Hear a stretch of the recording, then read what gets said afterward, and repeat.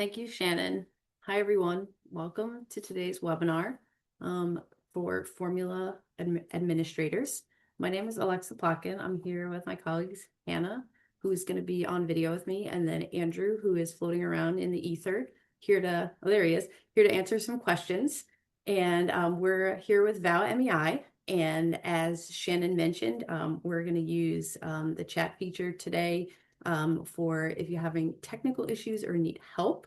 Type in the chat and let us know so that we can hopefully resolve your issues quickly.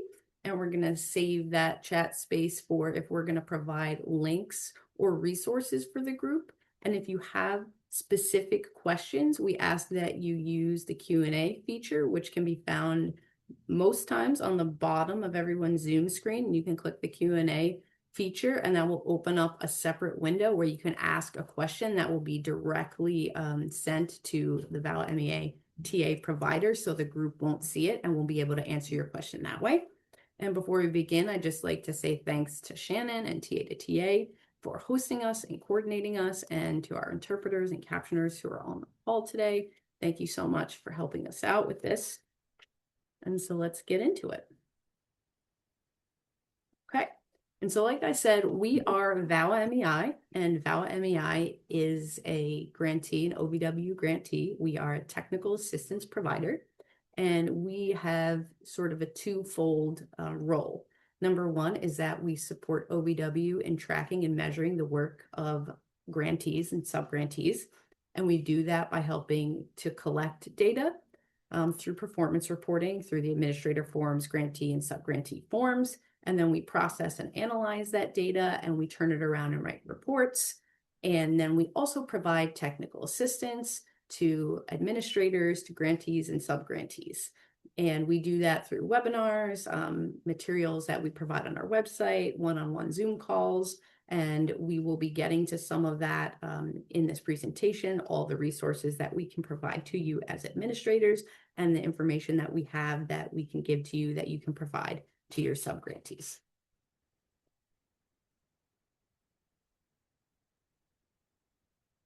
I think I have a slight delay when I make the slides go forward, just so you know, Hannah. So I'm pushing the button, I have to wait.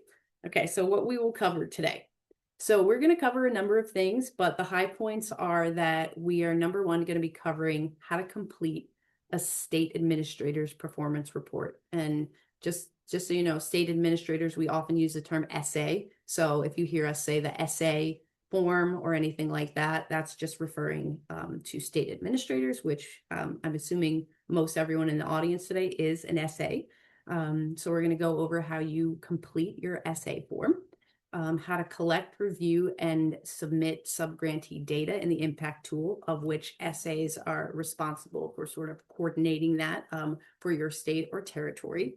We're going to go over available resources for both SAs in filling out your form, and the resources that are available so that you can help direct subgrantees in filling out their reporting forms. And then we will go over who you can contact for assistance. And there are several avenues that you would go to depending on the type of assistance that you need. And so we'll hopefully be able to provide you with all of the contact information that you would need if you have a question that comes up during the process of reporting.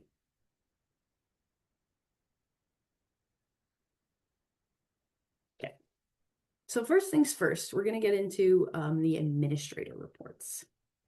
And unfortunately, or fortunately, depending on what you like, the administrator forms are still fillable PDFs. They have not yet made the transition to the online impact web-based reporting system. So administrator forms are found on the VAWA MEI website, and they're downloaded to your desktop computer and opened up, and they are fillable PDFs.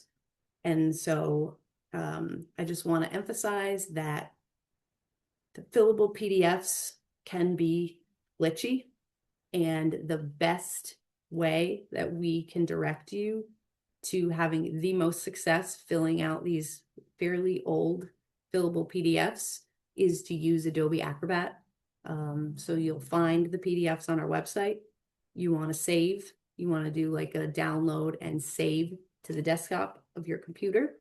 and then you want to open them using Adobe Acrobat. You want to stay away from using a web browser PDF viewer, and even the online version of Adobe Acrobat, a viewer like the Adobe Acrobat web viewer, is not recommended. We want to have you open it from the Adobe Acrobat desktop program. So that'll be your best bet for reducing the, like, we'll say, glitchiness of these forms.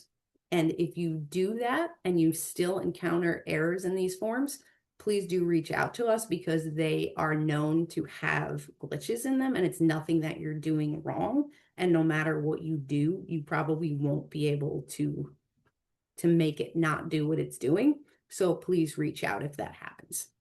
So just want to emphasize that. So once you do download the form and open it on your desktop with Adobe Acrobat, you're going to fill out the form, and then you will have to take that form and log into your Just Grants account and upload that into Just Grants. And the PDF forms are due in Just Grants 90 days after the close of the reporting period. And so that brings us from the end of the year, we're at March 30th. So in this year, 2026, it's March 30th is the deadline for those forms.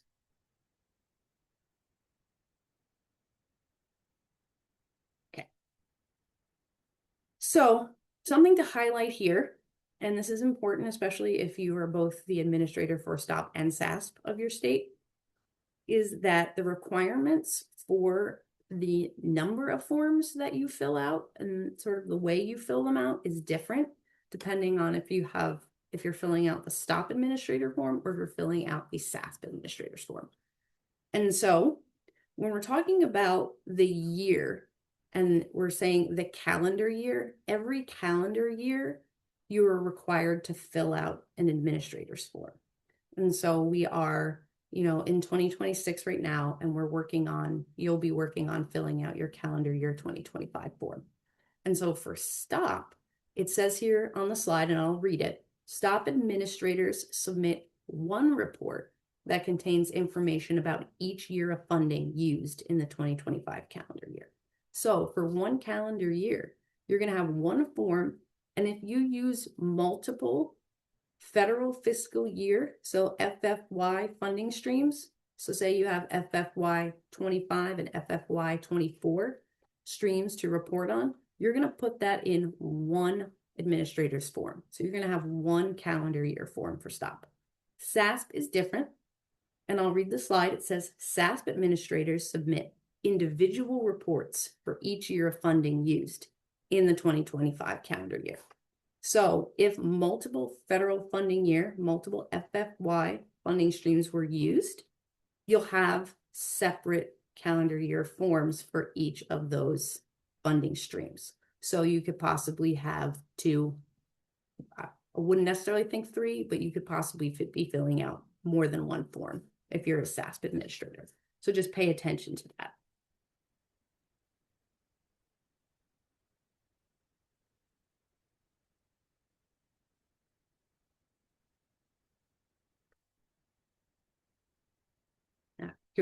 Okay.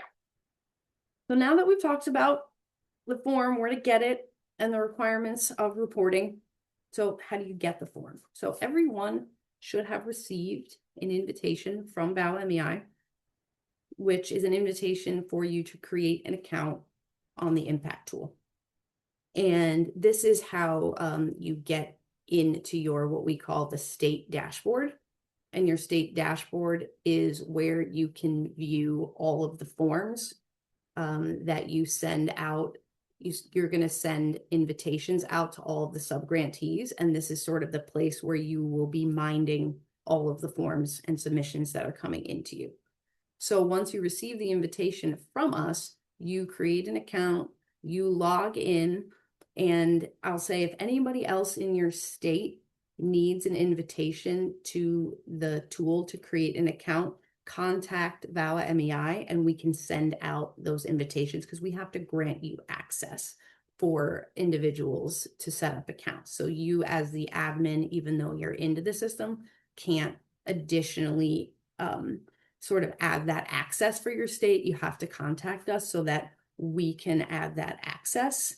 And just to note, if you are the admin for STOP and SASP, you will be able to see the view for both programs in one dashboard. And when Hannah takes over and she does a screen share directly to the impact tool, you'll see what I mean by you'll have the ability to see this dashboard and have multiple views for both STOP and SASP when you're in the tool.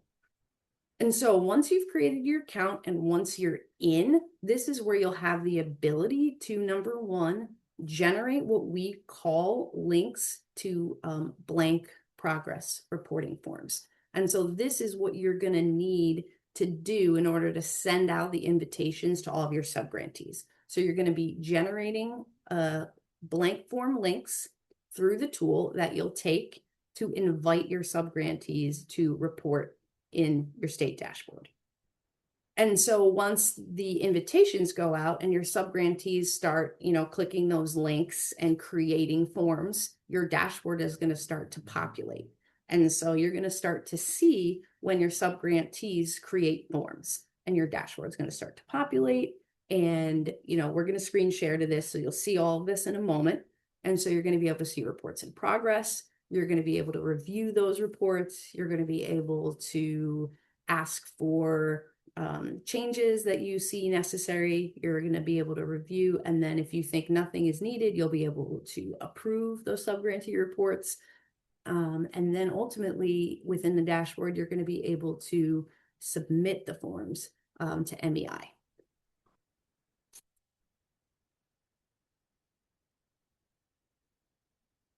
Okay.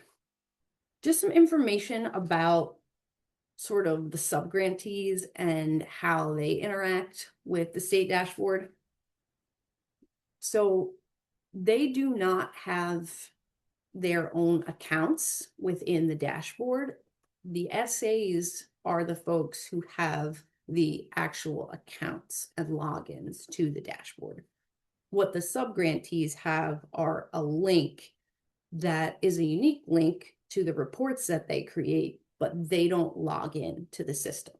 So they don't see the dashboard, they just see their reporting form. And the subgrantees only can access that via the invitation that SAs generate once they are in the dashboard. And so subgrantees basically are interacting with their forms and the impact tool only once those invitations go out. And then their only interaction is to just enter their data into the impact tool. And subgrantees will use the form just to report on their grant-funded activities. They'll be able to use the web-based reporting form to enter data, to save and continue. They can share the link with folks that need to fill out the form. So if there's multiple people at an agency that are going to be putting in different sections of the form, they can share the link with people. So the form works really well in that regard. And we have a bunch of guides, and we'll get to that on the page where we show you where the resources are that you can share with grantees that show them how they can use the tool and shows the functionality so that you can share that with them to help them learn how to use the reporting form. And then once the subgrantees enter all their data and they go through the finalization process, they will submit their data to you for review. And so that's really like kind of how the subgrantees interact with the impact tool and with their subgrantee form.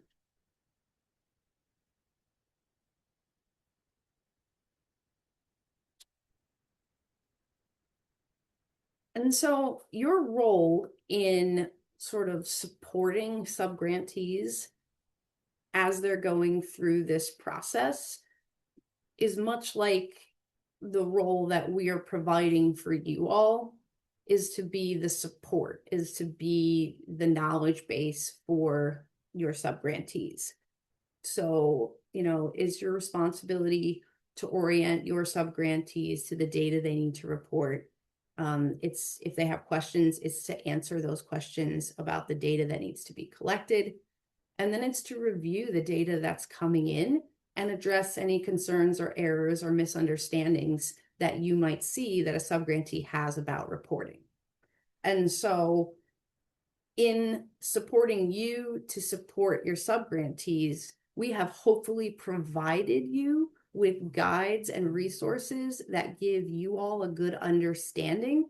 But we do know and we do understand that reporting varies widely, and it's not always sort of an apples to apples situation with the guidance that's given, and situations arise that, don't always fit the directions that you're given. And so if ever you're unsure of how to answer a subgrantee question, we ask that you ask us on behalf of the subgrantee so that you're able to then give that information to the subgrantee.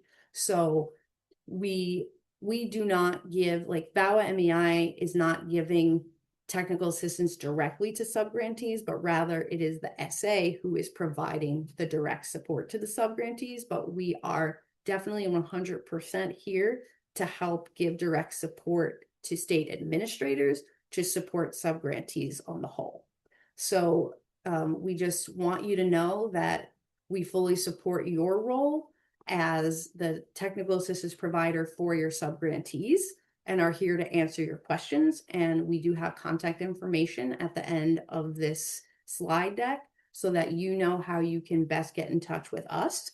And we are here, any day of the week, and you can get to us in many different avenues. And so whatever works for you, please reach out to us.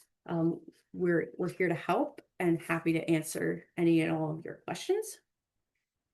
And so finally, before we're getting into ultimately Hannah's review of the system, is the last piece that you have to do once the reports have all been submitted to you is basically to review those reports that are in the system.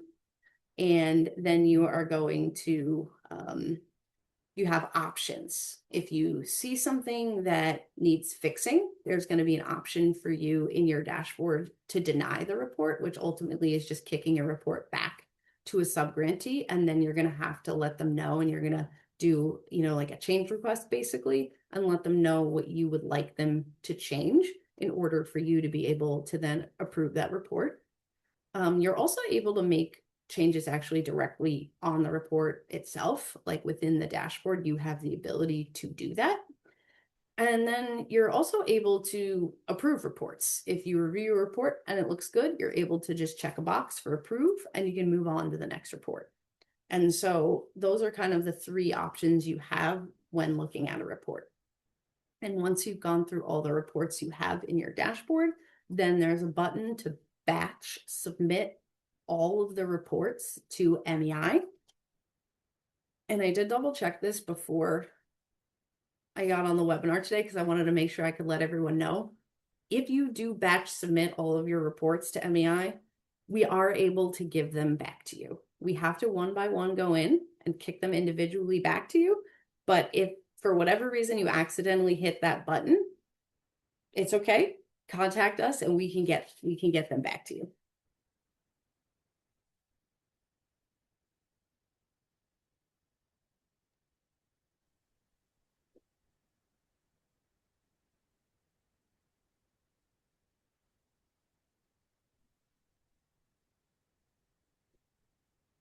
Okay. Okay, I think we were both trying to advance the slide. Sorry. That's okay. I'm gonna jump in now, and Alexa will come back in a little bit. Hi everyone. I'm seeing so many names that I've been recently in contact with. And so I appreciate that you're here. I want to reflect, if it wasn't clear yet, that the process within the tool, if you're a seasoned administrator, if you collected and approved and submitted reports last year or in the year before, this process in the tool is the same. We've been working towards updating and fixing glitches as we can. And so the process and the technical pieces are the same if you are familiar with it. Before I get into the tool, I do want to highlight some updates that happened to the subgrantee performance reports themselves. And so if you haven't had a chance to closely look at the performance reports, this is I guess a nice little flag and a reminder to take a closer look if you're not familiar, which I don't suspect many of you will have been, but there were some, I would say, minor updates to both of the forms. So for the STOP subgrantee performance report, there was a reduction in the demographic information that's being requested in the victim services section. Mainly, if you're familiar with these reports, there was a question related to and focused on other demographics. So people who live in rural areas, things like that. That was removed from the performance report. I believe we also removed the sex unknown category. But beyond that, there were not really any other updates. It's just been a reduction of information. The legal services section, if you have subgrantees who do use STOP funds for legal assistance, so if they're funding attorneys or paralegals, that section is now, has always been a part of victim services. They've always been tied, but now logistically within the tool, it's nested underneath that section. And so what I mean by that exactly is if you're, I now have a STOP subgrantee test form open. If you're in the victim services section, you have all of these pages, and then you see there's no longer legal services. And what happened is that legal services is now, it's page 15 of the victim services section. Since all of the data that should be reported in these questions should be about those victims that are reported in victim services. And so if you're somebody who's specifically looking for that legal services section, or your subgrantee is, it's nested under page 15 within the victim services. There was also some consolidation of those legal issue categories, specifically the family law matters and the immigration matters.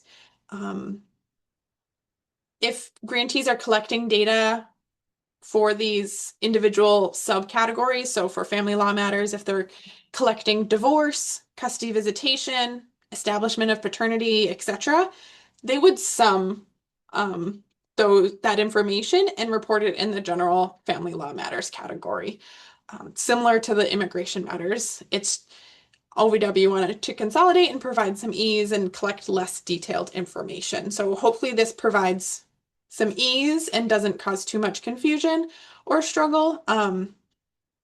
If you have any questions and want to dive into that deeper, please reach out to us and we'd be happy to talk about it in more detail. For the SASP subgrantee reports, the same reduction in demographic information was applied here.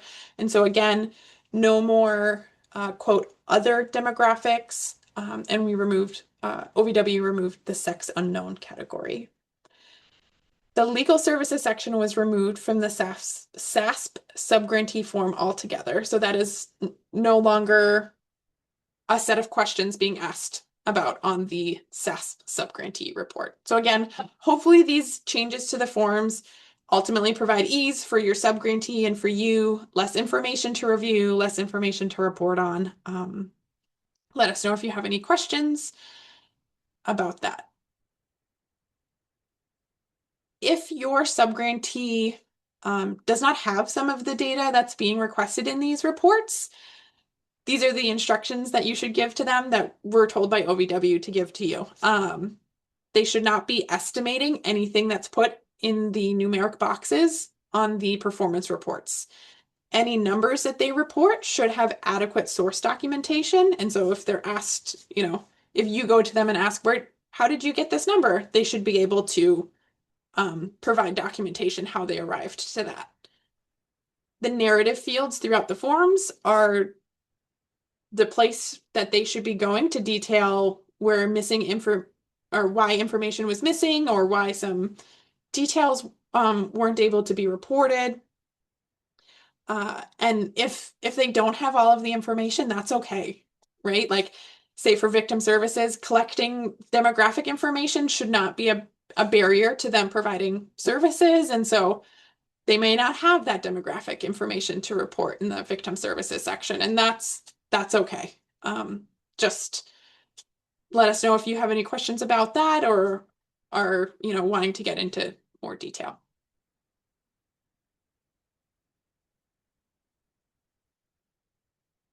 I see that there was a question about the family law matters that came in through the Q&A. And I just want to call out, if someone receives support with multiple of those matters, they would be counted once in the number of victims who received support category. And I'll show you what I mean. I'm going back to this because this is the time for me to do it. In the number of victim survivors that received those services, you would count them once here. There is a validation in this field that will not allow this number to be greater than the total number of victims that were reported as served. And so this needs to be an unduplicated count of the number of victims who receive support with any of those subcategories that are listed. And then for each case or issue that was closed or resolved during that year, during the calendar year 2025, you would sum all of those up and capture all of those issues or matters in that second column here.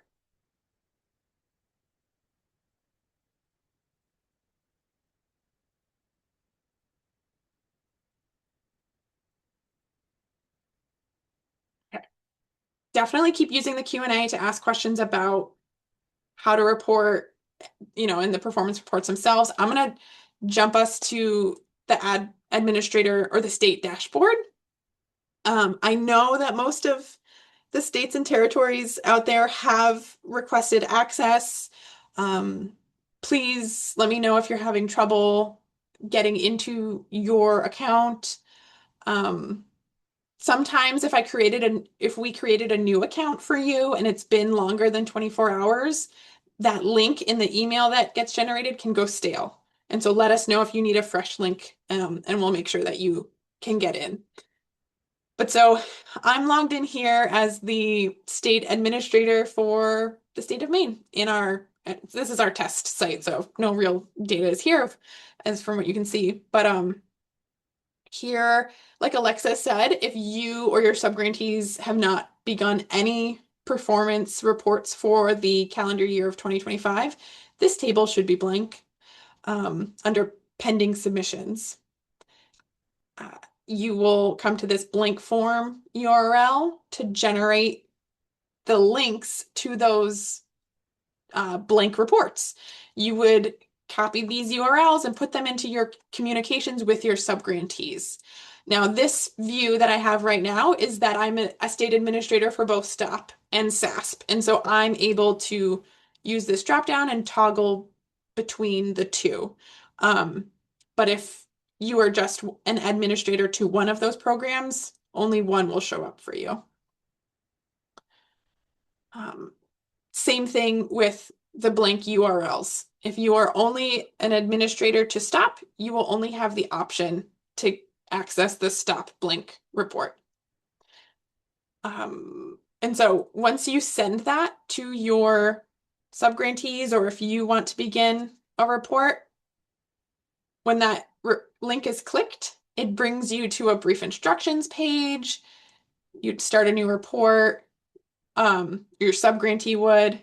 Once this first page is completely filled out and you click save and continue, that's the point where a report will show up in this table. A record has been generated, a unique URL has been generated for that report, and that's the URL that your subgrantee or you will want to retain if you want to access that report again. It's the same URL you are able to find in this table for that individual report.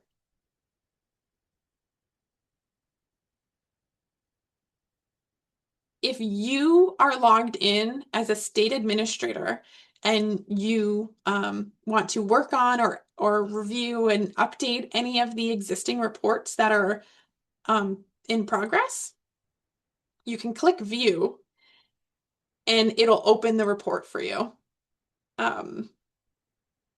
Your view will be very similar to the subgrantee's view, but you will have the options of the dashboard and resources at the top. Additionally, this is set up, this is now set up where it should auto set up, but I've been clicking buttons around, where you cannot just accidentally enter data or delete data or anything like that. You should be able to move through the report by clicking go to the next page. If you see something and you want to edit it, edit a subgrantee report and you're logged in, you'll have to go to edit this report, and that unlocks the fields and you're able to make changes. Which then you want to make sure you click one of the save buttons at the bottom of the screen in order to save the changes that you made. When you're done making changes or you want to prevent yourself from accidentally making changes you would click the turn off report. And now, like I did before, now I can't edit those fields. And so you as a state administrator, access to the dashboard, have that functionality. I want to say that anybody with that unique URL for an individual report can access that report. So like Alexa, I think mentioned a little bit ago, subgrantees can take the link, their unique URL that the system generates for them. They're emailed that unique URL to the email that gets put in the point of contact. They can send that link to their grant partners or other people within their agency that needs to access the report. And then they can all make edits to the report at the same time. I do caution I'm making edits at the same time. If people are on the same page at the same time and making changes, the person who made the last change is what gets retained. And so people can access them at the same time. I just caution to make sure people aren't working at this on the same section at the same time. But you as an administrator, while you're reviewing the report, if it's still in the pending or if it's in the edits requested status, those are the two statuses that means the form is unlocked and your subgrantee can make edits. So if it's in a pending status or an edits requested status, you could share a specific page to the report with your subgrantee.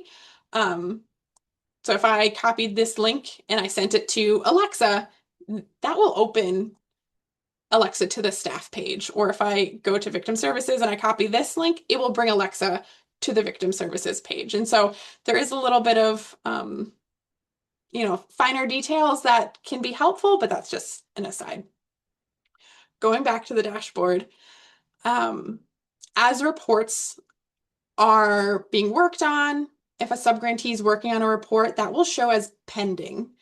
And so once they have gone through their process and clicked finalize and submit, so it's submitted to you, it will then show up as completed. It'll be in the completed status, which means that your subgrantee cannot make edits to that. Anybody who doesn't have a login to the system, to your state dashboard, cannot make edits at that time. So you will be able to view it. You can generate the unique URL for it if need be. If you view it, review all of the data, it looks good to you, you can approve it. And what that does is it brings that report over into the approved submissions tab. So it helps organize a little bit. Or you can deny it, which the deny button, like Alexa said, will unlock the report so that your subgrantee can make edits to it. And it puts it back in the edits requested status. I do want to highlight a couple other things on the performance reports themselves. For any questions that are required on the performance report, there's a little asterisk next to that question. That means that it's required. Also, there are validations built into the form. If I'm sure you've noticed, there's red text that will show up next to the question if there is an error there, or if there's missing information that needs to be there, or information that's not meeting the requirements of the report. And so that will show up as red in the question on the page itself, but it will also show up as a yellow circle with an exclamation point in the navigation pane. And so your subgrantee or you should be able to go to that page and see exactly what the issue is. You know, here it's telling us that the number of victims who were reported as receiving support with multiple victimizations could not be greater than the number of victims reported as served, which was 2. And this is 3. So if we put it down to 2, you should be able to save it, go to the next page, and then you can see that it turned green. Once all of the requirements are met, the validate and submit page will not have any flags on it. So right now, what you're seeing and what your subgrantee will see is that there's still validation issues on the report. There's issues that need to be addressed in each of these sections. These are live links. You should be able to click it, or they can click it and they'll bring your subgrantee or you right to that section so you can address the issues that are there. One thing that I think is important to note is that if there is a validation error live on the page you're on or your subgrantee's on, you cannot use the previous page and the next page button to move forward. In order to use those buttons, there must not be any validation issues on the page. You can still use the navigation pane, though, to move through the form. And so if I don't have the information for the staff section at this point, I can go ahead and skip forward to the next section, complete it, and go on. And then just know that that issue is going to remain there until it's resolved. And so once all of the validation requirements have been met, subgrantees will be able to finalize and submit their report. And so let me show you what that looks like.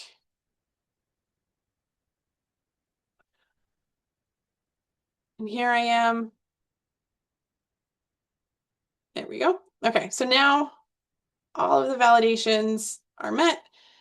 You as a state administrator have this view, which is a slightly different view than your subgrantee will see. But essentially, there's going to be a final report, a final review of the report button. And they'll need to click that, or you will need to click that. And it'll say that all of the validation requirements have been met. The next step is to generate a PDF. And we definitely want to finalize this process. So when you click continue, it's going to bring up each page of the report that needs to be looked at and clicked through. So you or your subgrantee would need to click through each page in order to complete the process, make sure all of the information that needs to be there is there. And so as I click through these, since I do want to complete this process, I see that there is a question in the chat. And yes, thank you, Alexa. The subgrantee performance reports are due to VAWA MEI by March 30th, just like your administrator performance report is due in Just Grants by March 30th. The subgrant number is the number that your state has used to track and award the grant money to your subgrantees. And so each subgrant subgrantee will have a different number.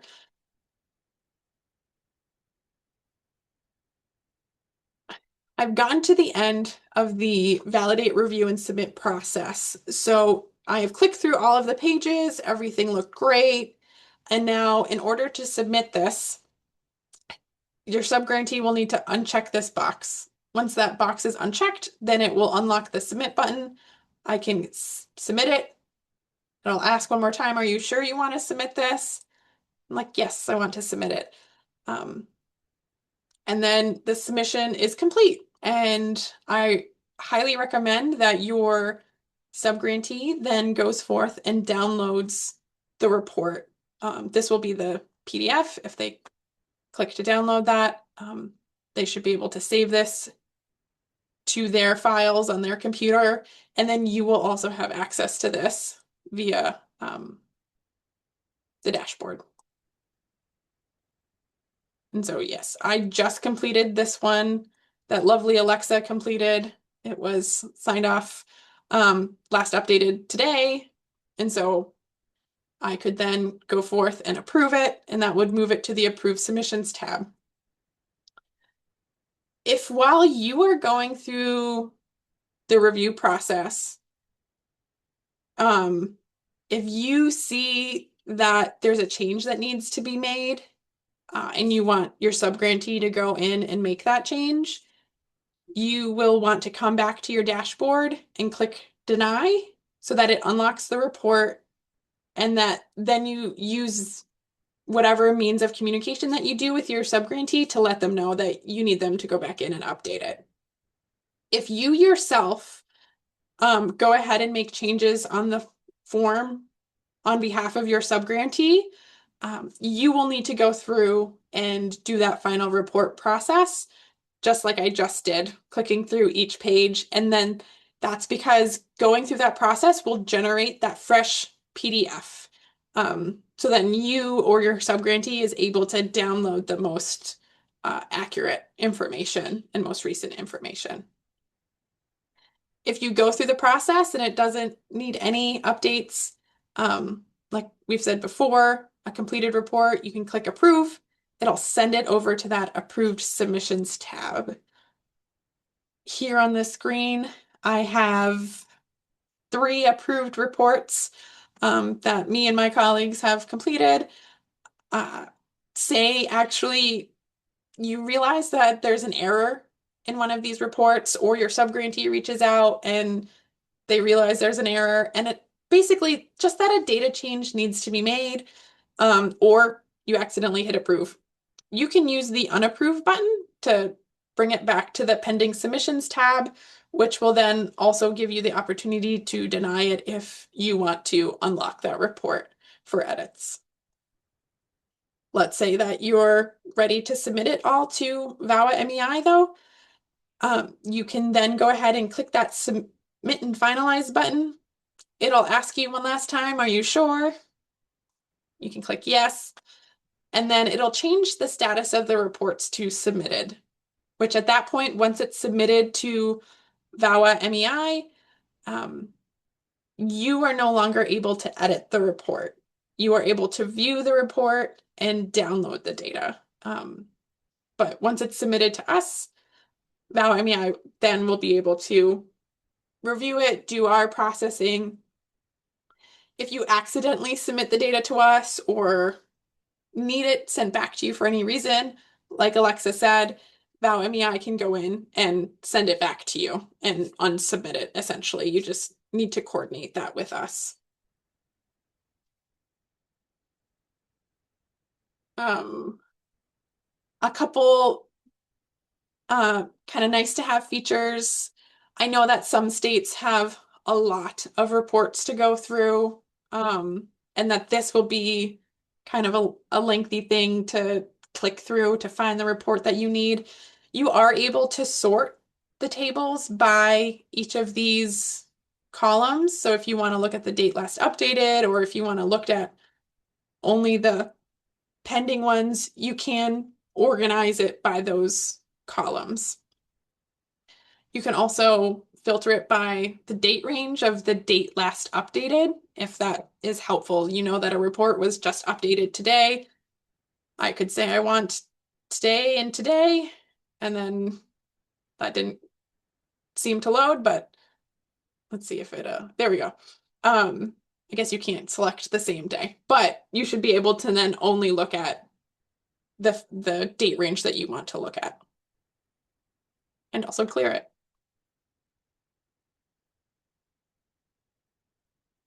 Okay. Um, Hopping backwards one step. If you, I say I log out, if you forget your password or you need to reset it for some reason, you can use the forgot password function. And if you enter in the email address for the account that you want to reset the password for, then click submit. Your email will receive a link where you can reset that password and set it to something new. Okay. With that, I will pass it back to Alexa, and I also want to leave space for Alexa. Is there any questions that it's important that we touch on out loud before diving into the next slides? Well, I actually just had a question, and someone asked in the Q&A, who do you recommend the report be sent to? And I was in the middle of asking a clarifying question. Do you mean the invitation to report who would get sent to? And they were like, should we send it to the executive director of the agency, or maybe the person that we, like the contact person that we worked with on the grant? And so that's an interesting thing to think about, is who are you sending these invitations to? Do you have updated contacts for who you need, like, to send these invitations to report to your subgrantees? And that's something that we struggle with often about MEI when we're sending out invitations, links to report. We have grantee contact information. We often have many contacts for one agency, but it's like, who is the actual person that's going to be reporting? And so sometimes, we keep the mindset of like, maybe it's better, to cast a wider net so that you're actually catching all the people at the agency who might need to report, and then it ultimately gets to the right person, as opposed to if you send it to one person who might not know what to do with your invitation and it never gets to the person who actually needs it. And so, I would say that keep that in mind when you're thinking about the contacts for the invitations that you're going to be sending out to the subgrantees. So Yeah. yeah. I do see, should we wait until all reports are due before submitting and finalizing? And no, you don't have to wait for that. Like, please do it as what makes sense for you. I mean, I will be able to see when the reports are submitted, and also we can see how many reports are only approved and not submitted to us. So we can kind of gauge if you seem like you're all done with the process. Also a great practice to, once you are complete, send us an email to confirm that we got all of the reports that you were hoping to submit to us. If you don't reach out to us and we kind of see that there's a bunch of submitted reports just sitting there, we will proactively reach out to you and ask if you've completed, we can see this. And so we'll really be trying to work with you to get everything in place. And VAWA MEI is also aiming this year to be proactive and a bit more on top of things when it comes to processing and reviewing your subgrantee data. So as you submit the data to us, we're going to then take the time to review it, hopefully shortly after it gets submitted. So we will be in contact with you shortly after that, I guess, to let us know if we have any questions, and if not, you won't hear from us. But if you're able to get your reports in sooner by March 30th, I could see that being, weight off your shoulders and a little bit easier for us. But I guess I just wanted to leave that plug. Long-winded response for a simple question, but There's also a question of, are we able to download all approved reports at one time before we upload to MEI, or do we download each one as we approve? You can download the reports.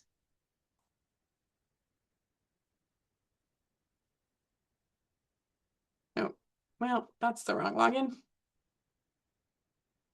Excuse me. You can download the reports whenever you would like.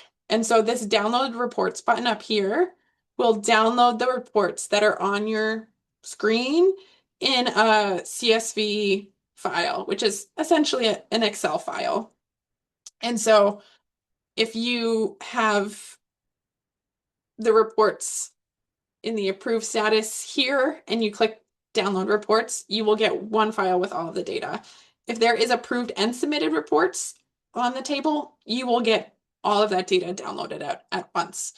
So you can download the Excel or you can download individual files using that line.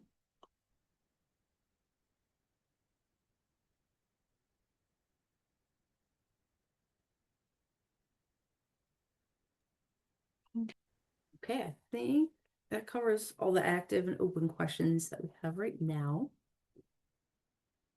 And so, as we're mentioning throughout this presentation, we do have resources for you all for your own form, for that state administrator's form, and then for the subgrantee form. And so on our website, in addition to finding the fillable PDF state administrator's form, we also have a sample state administrator's form that you can view at any time. It's not fillable. It's just like a flat PDF. And if you go to your grant program page, which would be Stop or SASP, and you can find it'll say sample either admin reporting form or sample subgrantee form. So we actually have both sample subgrantee and sample administrator's form for you to view on our website. Yep. Alex, I don't mean to interrupt you, but the link here for the SASP formula administrator reporting form is the fillable PDF. Oh, it's not sample? No, this is the fillable PDF for the administrator's performance report. So go to our website, download that for you to fill out. Not for the admin form, but we do for the subgrantee forms. Yeah, yes. For every other form that we have a sample form.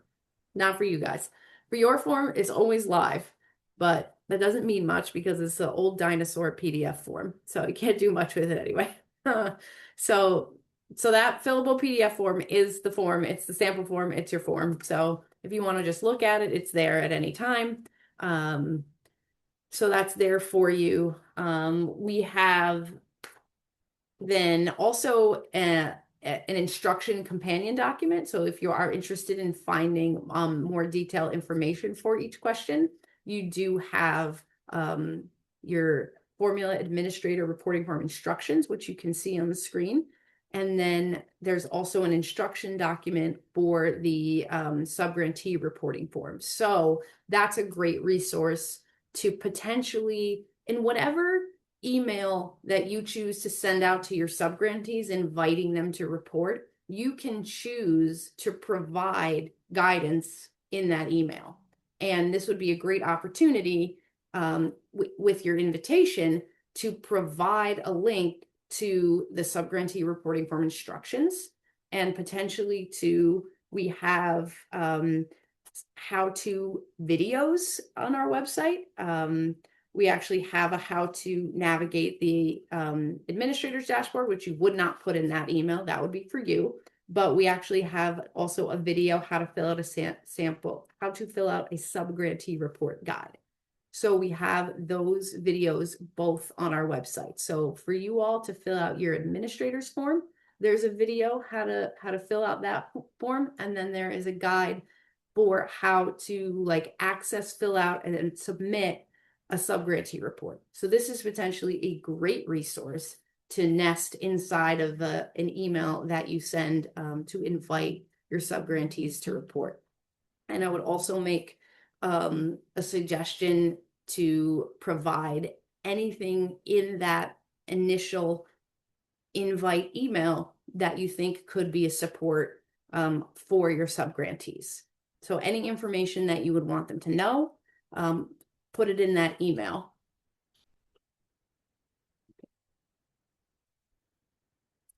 Slide. Okay. And as promised, who do I call for help? So if you have questions or need support submitting your administrator's report into Just Grants, or you need help logging into Just Grants, so like password assistance, username, that sort of thing, you would need to contact Just Grants directly. They have their own support phone and email. There's also Just Grants has a website where they have support information and support videos. So if you don't know who at your agency is, and I forget what they call it, it's like the Just Grants administrator, or they have specific terms. There's different levels of access in Just Grants. You have to know who has that access at your agency, because they will have the login for Just Grants, and it might be you, and that's great. But if it's not you, you have to figure out who that is, because you will need them to have the login to get into Just Grants so that you can upload these forms. So it's important ahead of time, ahead of that due date, ahead of March 30th, to know that you can successfully log into Just Grants. And if not, give them a call. Okay. And if you have questions about allowable activities, or questions related to statutory requirements or the distribution of funds, or if you're not going to be able to submit your administrator's report on time, please contact your OVW grant specialist. So you can hopefully you already have their contact information, and so just contact them directly for anything like that. And also, if anything like that comes up when you're reviewing a report, VAWA MEI is happy to support with impact tool and dashboard troubleshooting and the content of the report, but we are definitely not grant monitors and cannot answer questions about, like, should my subgrantee be reporting this? Are they allowed to do something like this, or anything that kind of veers into that? Like, we can't answer those questions for you. So that support would need to come from your grant specialist, your program manager. And so lastly, call us for that technical and logistical support using the impact tool. If you have questions, like I said, on the content of a subgrantee report or your administrator's form, and we can provide that technical assistance to you over email. We do like one-on-one Zoom calls. We do phone conversations, and you can get us through our website. We also have a help form, so you can put in your request that way. And we're here Monday through Friday, normal business hours, like 9 to 5. And you can go to our website to sort of like find those self-guided resources if you're looking to direct yourself or a subgrantee. And I think that brings us right to the end and right to the top of, or the end of the hour here. And so I don't know if we have any additional questions that came in the chat. I would just give a plug that if you have not seen an email from us or been in contact with us about getting access to your state dashboard, please reach out and we will make sure that you can get in there and get your grants, your subgrantee data collection going. And there was a question about how soon we will receive this presentation. We aim, and TA2TA does a fabulous job of doing a quick turnaround of these materials and recordings. And so probably within the next couple weeks, I can imagine you will be able to access it, and we will notify you when it's available. Thank you all. Take care.